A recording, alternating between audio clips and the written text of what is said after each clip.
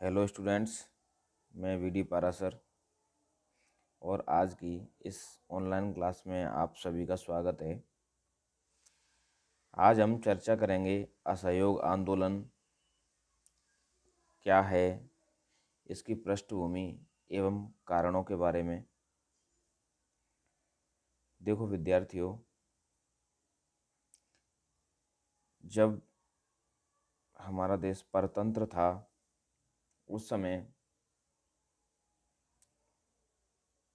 आज़ादी के लिए स्वतंत्रता सेनानियों द्वारा विभिन्न माध्यमों से प्रयास किए जा रहे थे।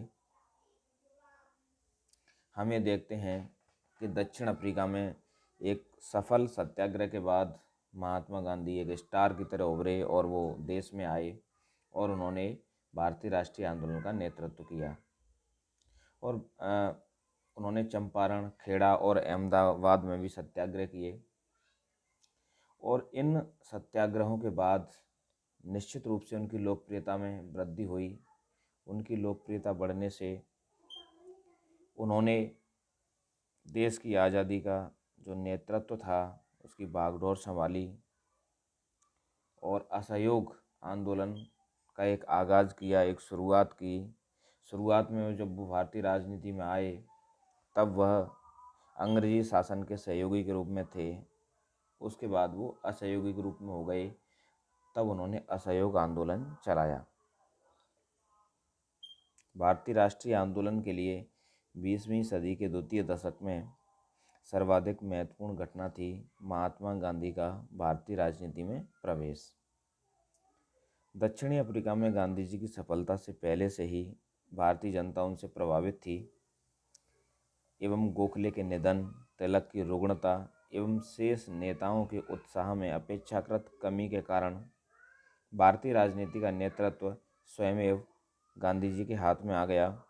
शुरुआती दौर में महात्मा गांधी ब्रिटिश राज के सहयोगी थे।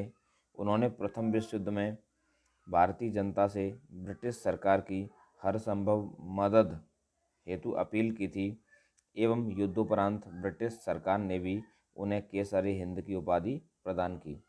समय बदला एवं 1919-20 में कुछ ऐसी घटनाएं हुईं जिन्होंने महात्मा गांधी को सहयोगी से असहयोगी बना दिया, जिनमें रॉलेट एक्ट, जलियांवाला बाग हत्याकांड, हंटर कमेटी की अन्यायपूर्ण रिपोर्ट, खिलाफत आंदोलन इत्यादि प्रमुख हैं।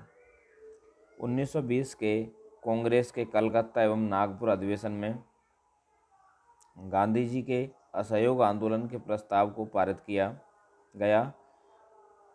नागपुर अधिवेशन में एक प्रस्ताव पास कर गांधी जी को शांति में और अहिंसक आंदोलन करने के समस्त अधिकार दे दिए गए तथा दिसंबर 1920 में गांधी जी ने असहयोग आंदोलन प्रारंभ कर दिया। स्वयं गांधी जी के शब्दों में, अंग्रेजी सरकार शैतान है जिसके साथ सहयोग संभव नहीं। बिना स्वराज के पंजाब तथा खिलाफत की भूलों की पुनरावृत्ति को नहीं रोका जा सकता। अंग्रेजी सरकार को अपनी भूलों पर कोई दुख नहीं है, अतः हम कैसे स्वीकार कर सकते हैं कि नवीन व्यवस्थापिकाएं हमारे स्वराज का मार्ग प्रशस्त करेंगी। स्वराज की प्राप्ति हेतु हमारे द्वारा प्रगतिशील, अहिंसात्मक असहयोग नीति अपनानी चाहिए। देखो विद्यार्थियों, तत्कालीन समय में जब प्रथम विश्व युद्ध में महात्मा गांधी के आह्वान पर भारतीय जनता ने प्रथम विश्व युद्ध में ब्रिटिश साम्राज्य की जो सहायता की थी, उसके बावजूद भी ब्रिटिश साम्राज्य भारतीय आकांक्षाओं पर खरा नहीं उतरा।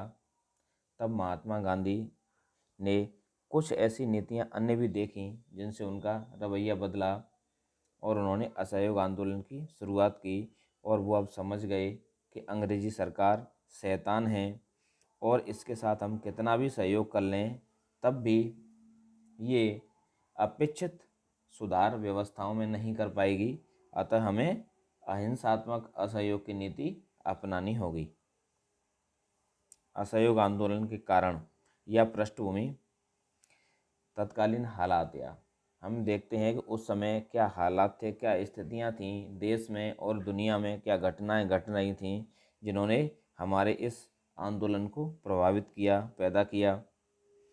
पहला देखते हैं प्रथम विश्व युद्ध का परिणाम। विश्व युद्ध काल में मित्र राष्ट्रों ने घोषणा की कि वे लोकतंत्र की रक्षा के लिए युद्ध लड़ रहे हैं एवं आत्मनिर्णय के सिद्धांत को स्वीकार करते हैं। युद्धोपरांत कई पराधीन राष्ट्रों में आत्मनिर्णय के आधार पर लोकतांत्रिक सरकारों का गठन किया गया। परिणामस्वरूप भारतीय जनता भी स्वाधीनता के स्वप्न देखने लगी एवं निराशा हाथ लगी। परंतु इन घटनाओं ने राष्ट्रीय आंदोलन को एक नवीन दिशा दी। दूसरा देखते हैं हम युद्ध काल में भर्ती एवं छंटनी। युद्ध काल में शुरुआती दौर में जितनी तेजी से और जोर जबरदस्ती से सैनिक भर्ती की गई, युद्धोपरांत उतनी तीव्र गति से ही छंटनी का कार्य संपन्न किया गया, जिससे बहुत से लोग बेरोजगार हो गए। जनता में निराशा व असंतोष का माहौल। ब्रिटिश सरकार के द्वारा युद्ध व्यय के रूप में बलपूर्वक भारी मात्रा में धन की उगाही की गई। मुद्रास्फीति के कारण आवश्यक वस्तुओं के मूल्य में असाधारण वृद्धि के कारण जनता का प्रत्येक वर्ग आर्थिक कष्ट से गुजर रहा था और इस स्थिति के लिए ब्रिटिश सरकार को उत्तरदायी माना जा रहा था। हम ये देखते हैं उस समय अकाल की जो स्थिति थी, प्लेग फैल गया था, ये सारी चीज़ें कहीं ना कहीं इन स्थितियों के लिए जिम्मेदार थीं। अगला देखते हैं हम रॉलेट एक्ट। 18 मार्च 1919 को एक अधिनियम पारित किया गया, जिसके अनुसार किसी भी व्यक्ति को गिरफ्तार कर मनमाने समय तक नज़रबंद रखा जा सकता था। भारत में सभी वर्गों एवं समुदायों द्वारा इसका विरोध किया गया। मोतीलाल नेहरू के शब्दों में, रॉलेट एक्ट ने अपील, वकील और दलील की व्यवस्था का अंत कर दिया गया। इसमें तय किया गया कि भारतीय व्यक्ति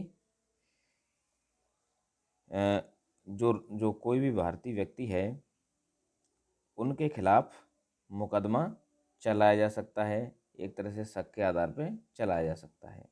मॉन्टेग्यू चेम्सफोर्ड सुधारों से असंतोष। प्रथम विश्व युद्ध के बाद ब्रिटिश सरकार द्वारा संभावित एवं वांछित सुधार, जिनका युद्धकाल में आश्वासन दिया गया, नहीं किए गए। सरकार ने 1919 के अधिनियम द्वारा जो सुधार किए गए वह जन आकांक्षाओं के अनुकूल उत्तरदायी शासन नहीं दे सके। अगला देखते हैं जलियांवाला बाग हत्याकांड। रॉलेट एक्ट तथा सरकार के सत्याग्रहियों के विरुद्ध चलाए जा रहे दमन चक्र के विरोध हेतु 13 अप्रैल 1919 को अमृतसर के जलियांवाला बाग में एक सार्वजनिक सभा हुई। इस सभा में सैनिक शासन के प्रमुख जनरल डायर द्वारा अंधाधुंध गोलियां चलाई गईं, जिसमें न्यूनतम 800 व्यक्ति मारे गए तथा 2000 व्यक्ति घायल हुए। इस कांड ने ऐसे असंतोष को जन्म दिया जो असहयोग आंदोलन के रूप में प्रकट हुआ। देखो साथियों, मैं यहाँ ये बता देना चाहता हूँ कि 10 अप्रैल को प्रातः अमृतसर के जो डिप्टी कमिश्नर थे, उन्होंने किसी कारण से पंजाब के दो प्रसिद्ध नेता थे, सतपाल और डॉक्टर किचलू, सैफुद्दीन किचलू, इनको धर्मशाला में नज़रबंद कर अमृतसर से निष्कासन के आदेश दे दिए। जनता ने इसका विरोध किया और स्थिति तनावपूर्ण हो गई। तो इस जो विरोध की जो सभा थी उसके लिए ये सब 13 अप्रैल 1919 को जलियांवाला बाग में बैठे थे। तो निश्चित रूप से ये एक ऐसा नरसंहार था अंग्रेजी सरकार के द्वारा संगठित और संयोजित, कि जिसने निश्चित रूप से एक समन्वित आंदोलन के लिए जनता को एकजुट किया, प्रेरित किया।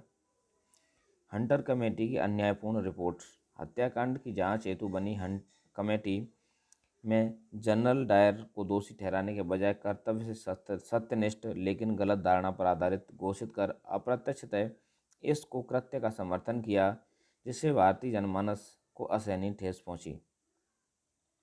जो जांच की गई जलियांवाला बाग हत्याकांड की कि इसमें गलती किसकी थी, दोषी कौन था, तो उसमें एक मिश्रित और मिलीजुली जांच रिपोर्ट बना के दी, जिसमें जनरल और डायर को ज़्यादा गलत नहीं बताया गया।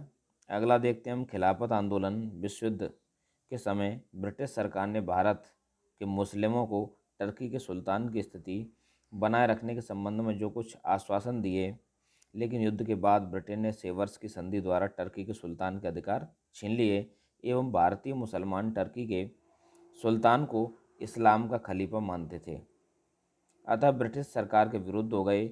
तब महात्मा गांधी द्वारा खिलाफत आंदोलन का समर्थन किया गया। तो ये सारी तथ्य मिले जुले रूप में हम देखते हैं कि कहीं ना कहीं देश में जो अंग्रेजी शासन के की खिलाफत चल रही थी उसके कारण बने, जिन्होंने असहयोग आंदोलन की नींव को मजबूत किया। और इसके बाद असहयोग आंदोलन के रूप में एक कार्यक्रम तैयार किया गया महात्मा गांधी के नेतृत्व में, जिस कार्यक्रम के बड़े सकारात्मक और नकारात्मक दोनों ही पक्ष थे। और अगली कक्षा में हम उसका अध्ययन करेंगे। धन्यवाद।